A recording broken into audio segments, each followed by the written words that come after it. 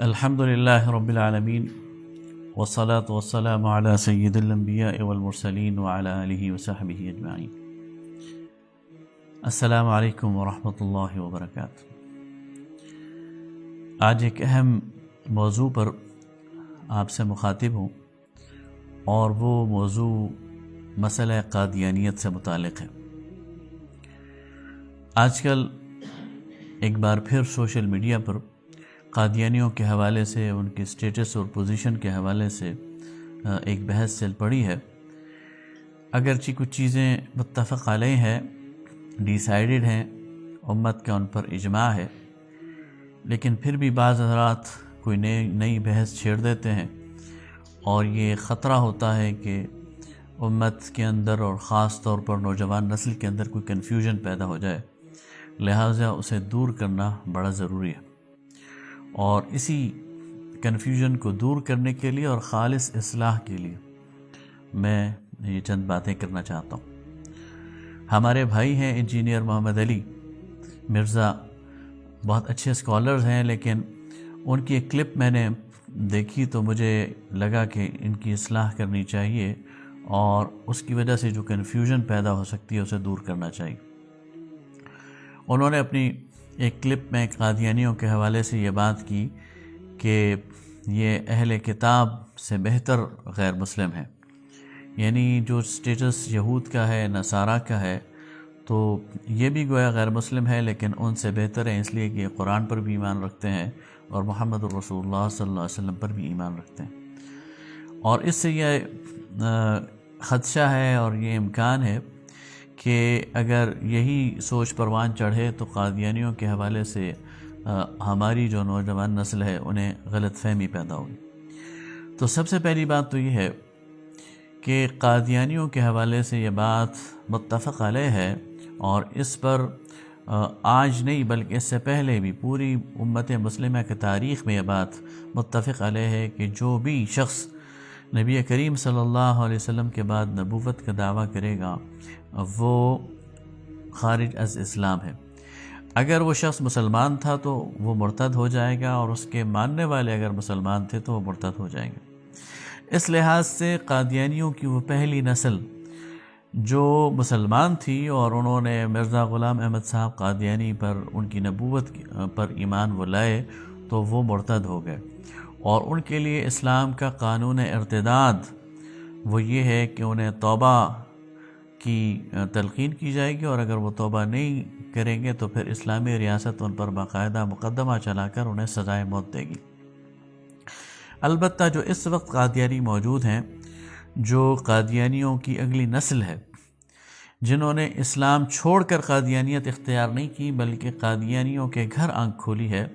تو یہ براہ راست مرتد تو نہیں ہے، لیکن بالواسطہ مرتد ضرور ہے۔ ان کو ہم اس ارتداد سے نکال نہیں سکتے۔ یہ بات ٹھیک ہے کہ انہوں نے اپنے اختیار سے قادیانیت چوز نہیں کی بلکہ انہیں بائی برتھ یہ ملی ہے، لیکن چونکہ وہ راستہ جس کے ذریعے انہیں قادیانیت ملی ہے، یعنی ان کے آباء و اجداد، تو وہ ارتداد کا وہ حکم ان سے ہٹایا نہیں جا سکتا، اس لیے یہ ایک لحاظ سے مرتد تو باقی رہیں گے، اگرچہ ان کے حوالے سے اس فتوے میں نرمی کی جا سکتی ہے کہ ان کو آیا سزائے موت دی جائے گی یا نہیں، اس پر علماء یا فقہا وہ بات کر سکتے ہیں۔ اچھا، اس سے پہلے اس موضوع پر اگر ہم اس اینگل سے غور کریں کہ جو یہود تھے یا جو نصارہ تھے وہ اہل کتاب ہیں، تو ان کو اہل کتاب میں ڈکلیئر نہیں کر رہا، ان کو اہل کتاب کوئی مولوی یا مفتی ڈکلیئر نہیں کر رہا، بلکہ ان کو اہل کتاب خود قرآن نے ڈکلیئر کیا، اور ان کو اہل کتاب اس لیے ڈکلیئر کیا ہے کہ وہ ایمان لائے تھے سابقہ انبیاء پر جو سچے نبی تھے، اور وہ ایمان لائے تھے سابقہ آسمانی صحیفوں پر جو سچے صحیفے تھے۔ یہ اور بات ہے کہ وہ اسلام انہوں نے قبول نہیں کیا، یہ اور بات ہے کہ انہوں نے محمد الرسول اللہ صلی اللہ علیہ وسلم کو نہیں مانا، یہ اور بات ہے کہ انہوں نے قرآن کو نہیں مانا، لیکن اپنے سابقہ نسبت کی وجہ سے انہیں اہل کتاب کہا گیا۔ لیکن قادیانی تو ایک جھوٹے نبی کے پیروکار ہیں، اور ایک جھوٹی کتاب تذکرہ کو وہ الہامی کتاب مانتے ہیں، اس لیے ہم انہیں اہل کتاب نہیں مان سکتے۔ رہی بات یہ کہ قادیانی قرآن کو مانتے ہیں تو یہ بہت غلط بات ہے۔ یہ وہ لوگ ہیں جنہوں نے قرآن کے اندر تحریف کی ہے، قرآن کے مسلمہ جو آیات ہیں ان کو غلط معنی پہنایا ہے، یہ قرآن کی تحریف کے مرتکب ہیں، یہ قرآن پر ایمان لانے والے نہیں۔ اور یہ بات کہ وہ رسول اللہ صلی اللہ علیہ وسلم پر ایمان لاتے ہیں، یہ بھی غلط اور جھوٹ ہے۔ یعنی یہود اور نصارہ نے تو سامنے سے آ کر نبی کریم صلی اللہ علیہ وسلم کو نہیں مانا، انکار کیا ہے۔ یہ وہ لوگ ہیں جنہوں نے پیچھے سے وار کیا ہے ختم نبوت پر، مان کر بھی نہیں مانا، اور نبوت پر ایک لحاظ سے ڈاکہ ڈالا ہے، اور نبوت کے اس بند دروازے کے اندر نقب ڈالنے کی کوشش کی ہے، اور اسے اس کے اندر سوراخ کرنے کی کوشش کی ہے۔ لہٰذا یہ تو بدترین لوگ ہیں، اور ان کو کسی بھی لحاظ سے وہ سٹیٹس نہیں دیا جا سکتا جو دوسری اقلیتوں کو دیا جانا چاہیے۔ اس لیے پاکستان میں اگر یہ عزت اور آرام سے رہنا چاہتے ہیں تو اس کا ایک ہی راستہ ہے، یا تو توبہ کریں اور مسلمان ہو جائیں، اسلام کی طرف واپس آ جائیں۔ اگر ایسا نہیں کرتے تو پھر پاکستان کے آئین کو تسلیم کریں، اور اس کے اندر ان کو جو غیر مسلم کا سٹیٹس دیا گیا ہے اس کو تسلیم کریں، اور یہ عہد کریں کہ انہوں نے اپنے لیے الگ نام چوز کرنا ہے اور اب الگ آئیڈنٹیٹی اختیار کرنی ہے۔ یہ اپنے آپ کو احمدی کہیں، یا اپنے آپ کو مرزائی کہیں، یا اپنے آپ کو قادیانی کہیں، ہمیں کوئی اعتراض نہیں، لیکن جب یہ کہیں گے کہ ہم مسلمان ہیں تو ہمیں اعتراض ہے، اس لیے کہ یہ مسلمان نہیں ہے۔ یہ اپنے عبادت خانے کو جو بھی کہیں، چرچ کہیں، کلیسا کہیں، عبادت خانہ کہیں، ہمیں کوئی اعتراض نہیں، لیکن جب یہ کہیں گے مسجد تو ہمیں اعتراض ہے۔ یہ اپنی عبادت کو جو مرضی چاہے نام دے دیں، پریئر کہہ دیں یا کوئی اور اس کا نام دے دیں، لیکن جب یہ صلات کہیں گے تو ہمیں اعتراض ہے، جب یہ اس کے لیے اذان دیں گے تو ہمیں اعتراض ہے،